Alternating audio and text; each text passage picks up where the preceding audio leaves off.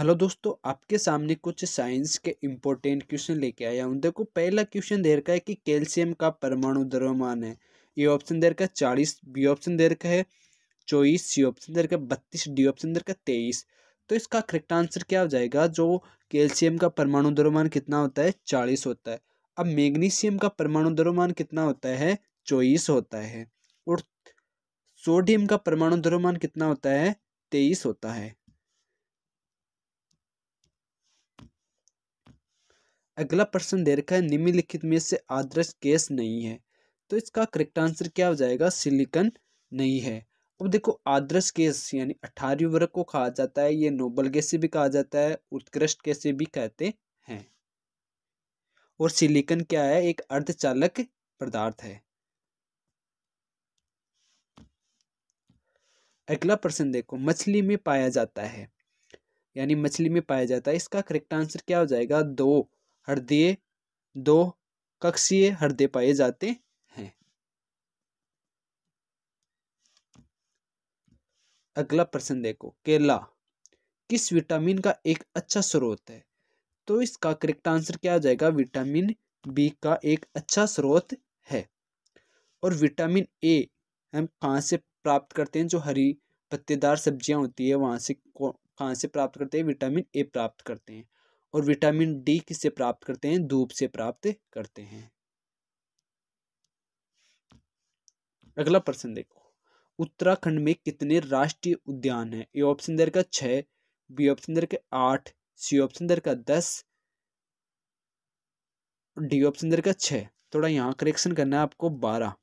ठीक है, तो इसका करेक्ट आंसर क्या हो जाएगा? उत्तराखंड में कितने राष्ट्रीय उद्यान है? 6 उद्यान है। अब देखो, मध्य प्रदेश में कितने राष्ट्रीय उद्यान है? 10 उद्यान है।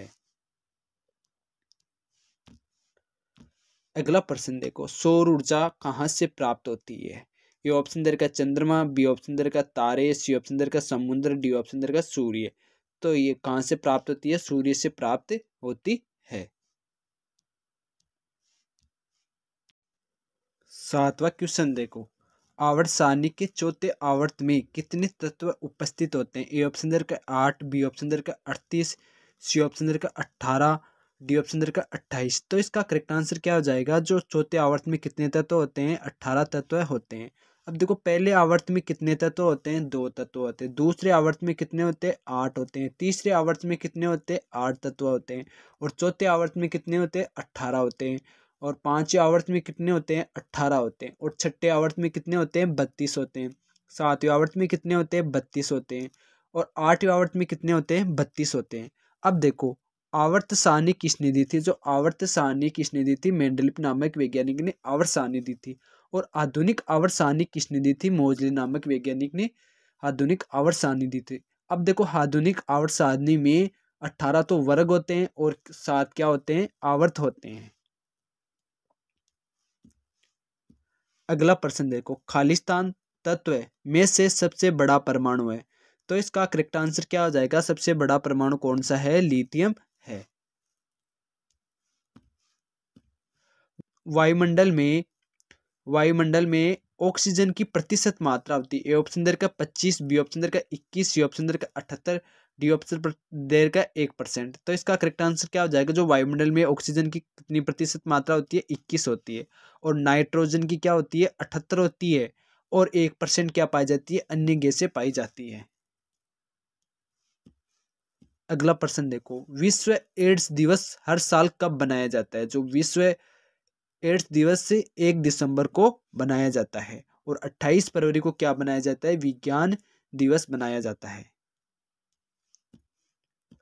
अगला प्रश्न देखो, कसरा किसकी वजह से होता है? जो कसरा होता है वो किसकी वजह से होता है? वायरस की वजह से होता है। अब देखो, वायरस से होने वाले कुछ और रोग भी देखते हैं, जैसे डेंगू बुखार, चेचक, छोटी माता, रेबीज, एड्स। ये किसके द्वारा होते हैं? वायरस के द्वारा होते हैं।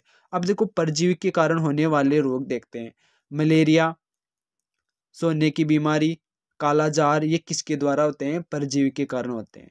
और चूहे के द्वारा कौन सा रोग फैलता है? जो प्ले रोग होता है वो चूहे के द्वारा फैलता है। अगला प्रश्न देखो, टाइफाइड रोग में शरीर का कौन सा अंग प्रभावित होता है? तो इसका करेक्ट आंसर क्या हो जाएगा? हार्ट नाल प्रभावित होता है। अब देखो ये टाइफाइड होता है, ये किसके द्वारा होता है? जीवाणु के द्वारा होता है। अब देखो जीवाणु से होने वाले रोग जैसे टिटनस, हैजा, प्ले रोग, काली खांसी, निमोनिया किसके द्वारा होते हैं? जीवाणु के द्वारा होते हैं। अगला प्रश्न दे रखा है, कौन सा जीवाणु संक्रमिक रोग के कारण होता है? तो इसका करेक्ट आंसर क्या हो जाएगा? ये विषाणु के द्वारा होता है। अगला प्रश्न देखो, एम्पियर इंटू सेकेंड किसकी इकाई है? तो इसका करेक्ट आंसर क्या हो जाएगा? आवेश की इकाई है। अब देखो शक्ति का मात्रक क्या होता है? वाट होता है। और ऊर्जा का मात्रक क्या होता है? जूल होता है। और बल का मात्रक क्या होता है? न्यूटन होता है। अगला प्रश्न देखो, बल की एसआई मात्रक क्या है? तो बल का एसआई मात्रक क्या है? न्यूटन है। केल्विन किसका होता है? ताप का मात्रक होता है।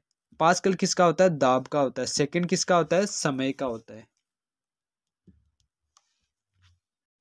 अगला प्रश्न देखो, खालिस्तान कार्बन का एक अपरूप नहीं है। देखो यहाँ बी नंबर में थोड़ा करेक्शन करना है। हीरा, पहले ऑप्शन दर का पुलरिन, बी ऑप्शन दर का हीरा, सी ऑप्शन दर का ग्रेफाइट, डी ऑप्शन दर का कार्बन डाइऑक्साइड। तो इसमें ये कार्बन का अपरूप कौन नहीं है? Carbon dioxide. कार्बन डाइऑक्साइड का सूत्र क्या होता है? CO2 क्या होता है? अणु सूत्र होता है। अगला प्रश्न देखो, पेस मेकर का संबंध है। तो इसका करेक्ट आंसर क्या हो जाएगा? हृदय से ये संबंध है। अगला प्रश्न देखो, अगला प्रश्न है, जीवन की मूलभूत इकाई है। ए ऑप्शन दर का अंग, बी ऑप्शन दर का उत्तक, सी ऑप्शन दर का नाभिक, डी ऑप्शन दर का कोशिका। तो इसका करेक्ट आंसर क्या हो जाएगा? ये जीवन की मूलभूत इकाई कौन सी है? कोशिका है। अब देखो कोशिका की खोज किसने की थी? रॉबर्ट हुक ने की थी। 1665 ईस्वी में की थी। अगला प्रश्न देखो, प्रोटीन बनाने के लिए एमिनो अम्ल की आवश्यकता होती है, यानी कितने एमिनो अम्ल की आवश्यकता होती है? 20 एमिनो अम्ल की आवश्यकता होती है। अब प्रोटीन की फैक्ट्री किसे कहा जाता है? जो राइबोसोम को क्या कहा जाता है? प्रोटीन की फैक्ट्री कहा जाता है। अगला प्रश्न देखो, नींबू के रस का पीएच मान लगभग होता है। जो ये नींबू का रस का पीएच मान कितना होता है? 2.4 नींबू का रस का पीएच मान होता है। अब देखो पीएच स्केल की खोज किसने की थी? सोरेनसन नामक वैज्ञानिक ने की थी, 1909 में की थी।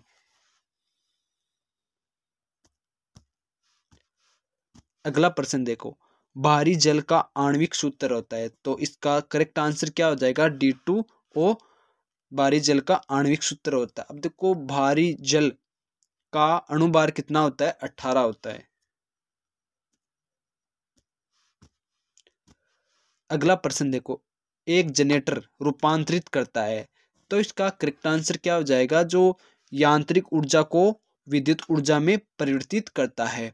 और विद्युत मोटर किस में परिवर्तित करता है? विद्युत ऊर्जा को यांत्रिक ऊर्जा में परिवर्तित करता है।